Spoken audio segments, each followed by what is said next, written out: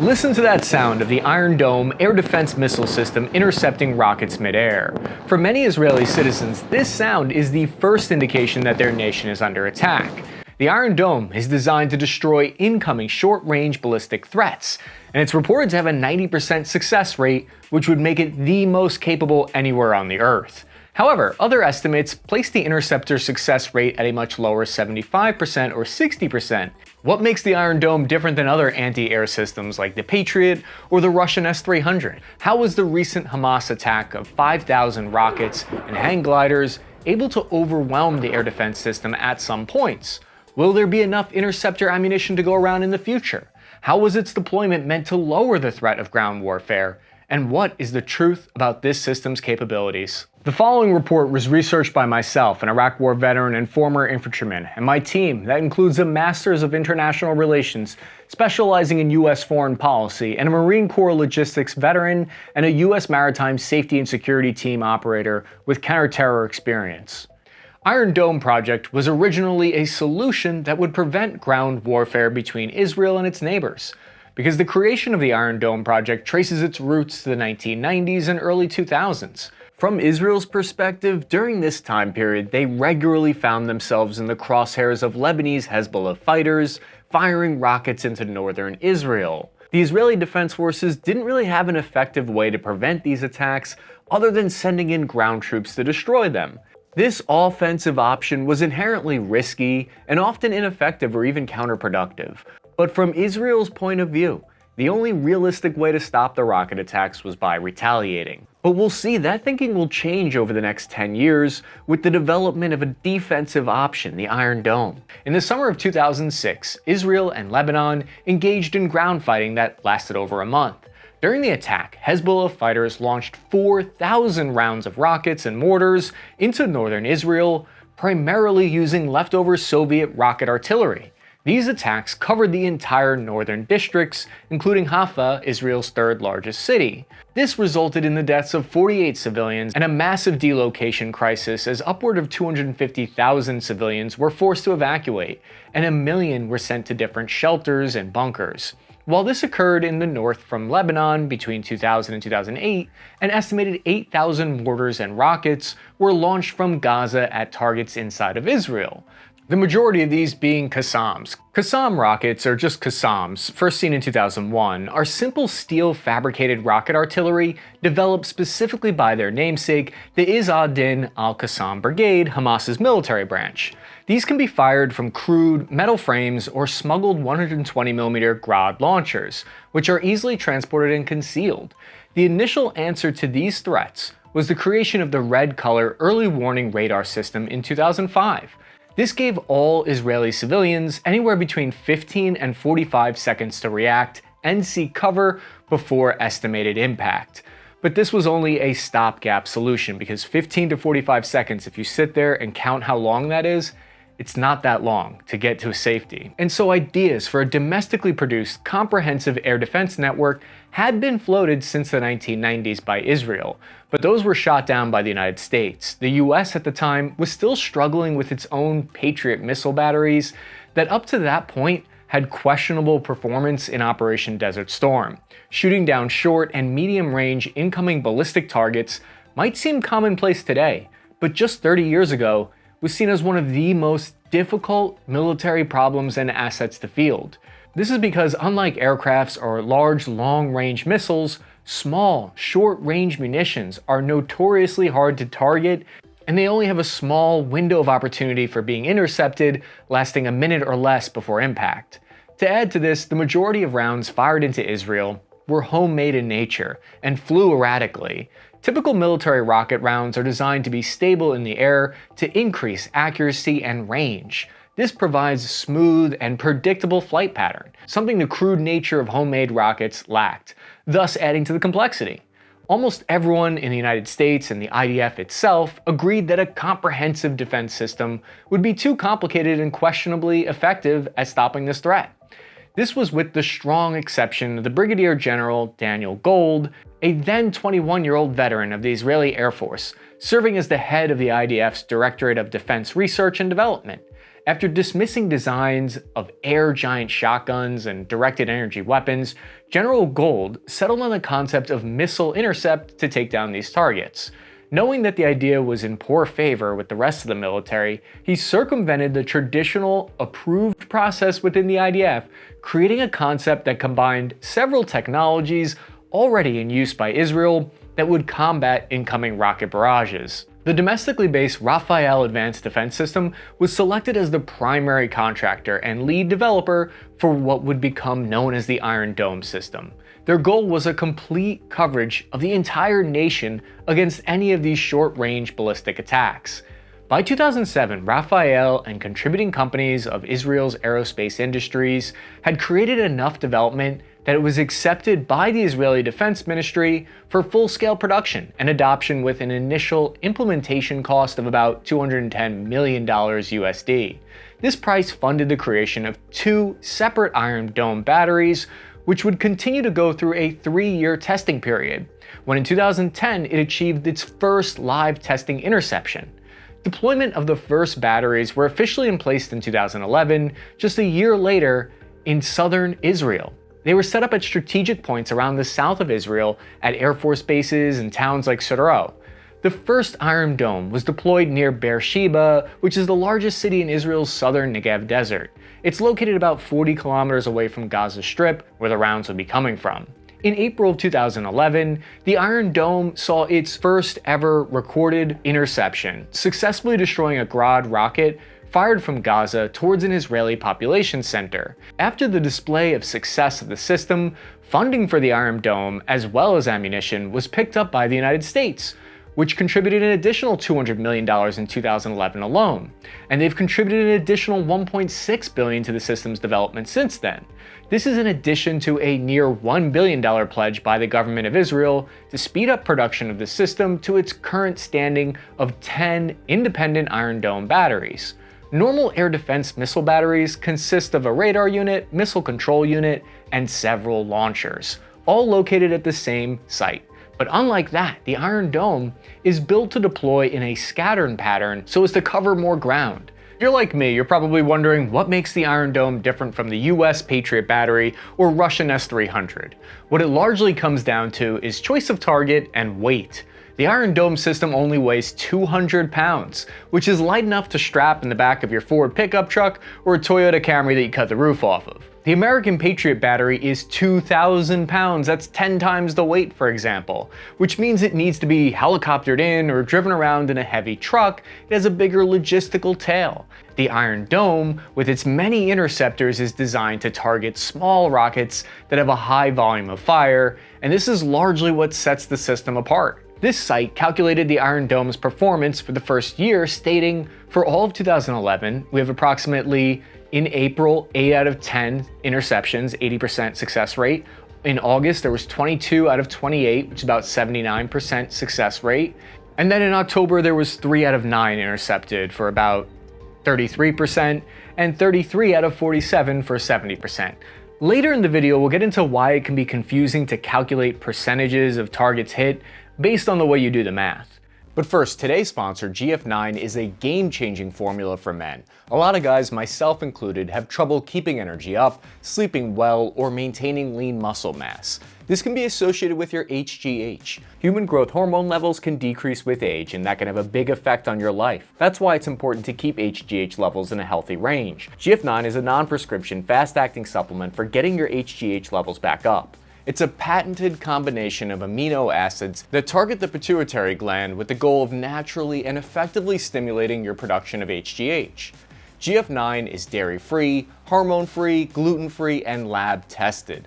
With tons of positive reviews and testimonials, GF9 has already made a big impact for countless men across the country. And now, the makers of GF9 are offering a 50% discount to all active duty, veteran, and retirees for their first month's supply. Just click the link in the description, verify your military status, and get started with your first half-off month supply to see what GF9 can do for you. The fact is, the new technology forced Hamas to change their tactics, which show that it was effective in some way. Hamas aimed more frequently at areas beyond the Iron Dome's protection range. For example, they started firing more frequently at Ashad and Afkim. The 10 batteries created overlapping coverage over Israel, with each battery capable of covering an urban area of about 93 square miles, and it could intercept incoming munitions fired just 2.5 miles away. And it's capable of firing in any weather condition, day or night, tracking thousands of targets simultaneously. Each of these batteries consists of 3 primary components. You got the radar, fire control center, and the missile firing unit, or MFU. Iron Dome utilizes the ELM 2084 3D Actively Electronically Scanned Array Multi-Mission Radar, MMR. This scans, it's a very complicated way of saying that this scans and detects incoming rockets, mortars, or artillery shells, and can track 1,100 targets at the same time. Now, it's not trying to shoot all those targets down, but we'll see once a round is detected, the Iron Dome calculates the munition type, where that munition was fired from, and where it's expected to land. This information is fed to what's called the Battle Management and Weapon Control Center, which determines if that incoming rocket or munition will hit a legitimate target or crater harmlessly into a hillside. This is an important distinction that needs to be emphasized. Iron Dome only intercepts rounds that will actually hit a target, but the enemy also adapts and overcomes new challenges.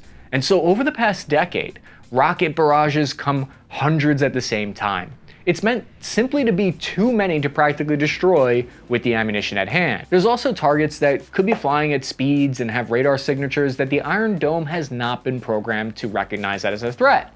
In fact, hang gliders and paragliders might have been programmed to be ignored by the radar, since they would want to avoid shooting down civilian paragliders, for instance, by all means necessary. They also attempt to fly below radar levels.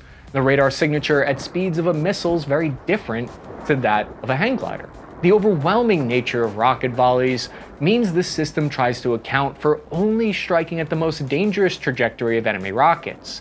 It's better to allow a few rounds to impact into an empty field than to expend all of your expensive $50,000 per shot ammunition in an initial barrage, and leave critical locations unprotected during a follow-on attack. If the BMC, that fire control system, confirms a rocket will hit a military or civilian target, it then feeds that information to the missile firing unit, which fires the Tamir interceptor missile, reaching speeds of up to Mach 2.2, over twice the speed of sound.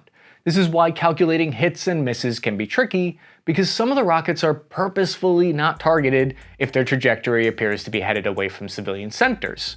So do you count that as a miss? Questionable. Targeting information is fed to the missile from the tracking radar, while the missile simultaneously picks up a rocket's signature using its electro-optical sensors. These sensors, they basically use heat differentials, which means it's looking at the difference between heat signatures and the contrast between them. And infrared signatures detect the rocket and allow for this Tamir ammunition to adjust its own trajectory to directly match that of the incoming round. Then, using a proximity fuse, the interceptor detonates its 11-kilogram HE warhead, destroying everything in a spectacular fashion that has become an unfortunately common sight for Israeli citizens over the past 12 years. The way it works is each battery has 3 or 4 launcher units, with 20 Tamirs per launcher. Initial batches of missiles ran at roughly 100,000 gram per launch, but have since hovered down below around 40,000 per warhead. This still poses an economic offset when the rounds they're intercepting by the enemy cost 100 times less and are fired hundreds or thousands of times. According to open source public information, Israel currently operates 10 Iron Dome batteries. The Iron Dome formed a kind of shield or blanket over the country from rocket attacks. Since its implementation, they've intercepted thousands of munitions, saving untold number of lives. But ammunition for this system is always in short supply. President Joe Biden said on October 10th, quote, "We're surging additional military assistance, including ammunition and interceptors, to replenish Iron Dome. We're going to ensure that Israel does not run out of these critical assets to defend its cities and citizens." In fact, the US military has 2 batteries with approximately 312 interceptors stateside for testing, which they could return to Israel in an emergency. While sporadic interceptions were occurring regularly, the Iron Dome was really put through the paces and tested at capacity in August of 2014 during the Gaza war. Over the course of 50 days during Operation Protective Edge, 4,594 rockets and mortars were fired into Israel. Of those, 805 were deemed a threat, 735 were successfully intercepted, though only 70 rockets out of nearly 4,600 found their targets. It showed that with enough rockets fired, the sheer volume of fire would allow for some rounds to penetrate the defenses. Iron Dome would continue to intercept targets for the next 7 years. Notably, in 2018 in November, it successfully intercepted 100 rockets launched from Gaza, but none at the level of the thousands in 2014. That was until 2021, when over a 10-day stretch in May, 4,300 rockets were fired into Israel. This time, additional effort was made to counter the defensive system. Rockets were fired at high concentrations in short periods rather than evenly across the fighting, with 470 fired just in the first 24 hours alone. Iron Dome crews struggled to keep up with the pace of reloading the system, and fears of ammo depletion began to rise. 17% of the rockets that Hamas fired were longer range, originating outside of Gaza, in an effort to force the Iron Dome to intercept both short and long range at the same time. Infamously, when the Jala building inside of Gaza was leveled, it was claimed by Israel to be containing jamming equipment directed at the Iron Dome's radars to decrease their effectiveness. Overall, at the end of this bout of fighting, however, Israel was still able to claim a 90% success rate in interceptions, though it was apparent that defeating Iron Dome was a strategic priority for Hamas at this point. These two instances bring us to Iron Dome's third true test of its capabilities. Numbers differed on how many rockets were fired in the initial assault on October 7th, with the IDF claiming between 2,500 and 3,000, and Hamas claiming 5,000 within the first few hours. Regardless, even the IDF's more conservative estimation is over 5 times more than what we've seen in similar time frame previously. Malcolm Davis, a senior analyst in defense strategy at the Australian Strategic Policy Institute, explained that, quote, "The attack was intended to deplete the number of missile interceptors in the Israeli systems, so one way to defeat it is simply to overwhelm it. And that's a weakness of any air defense system," end quote. While the radar system throughout the network has no problem tracking the high volume of rockets, it's the human element of the Iron Dome Hamas was seeking to overwhelm. That being the fact that launchers still need to be reloaded on the ground by soldiers, and additional ammo brought in from storage. While exact number of interceptors and impacts are still ongoing as of publication of this video, initial estimates show that Iron Dome has still performed successfully in interception of incoming munitions. Overall, only a small percentage of current casualties and infrastructure damage have been from rockets that managed to slip through the Iron Dome's cracks. Iron Dome, in its 12 years of service, has only intercepted 2 enemy drones, the first in 2021 and the second just 2 months ago in August of 2023. But work on augmenting the Iron Dome system with direct anti-drone capabilities has been in the works since 2016. Named the Drone Dome, it operates in a similar fashion as the full Iron Dome, but on a smaller scale, detecting, identifying, and jamming incoming drones, meant to be used in dense urban areas. However, it's not yet fully produced, and with only a handful of systems deployed and none in Israel. There are some new developments of the capability that you need to know about. There's the Iron Beam. It's a directed energy variant of the Iron Dome, and it's been in the works conducting live fire tests in March 2022, where it successfully intercepted UAVs in different scenarios. The Iron Beam would eliminate both the high cost of interception missiles and the need for manual reloading during saturated rocket attacks, while also being more flexible in the targets it's able to intercept. The laser-based interceptor is not expected to go into service until 2025, however, and this is still in the development phase. The goal would not be to replace, but to add an additional layer to the Iron Dome.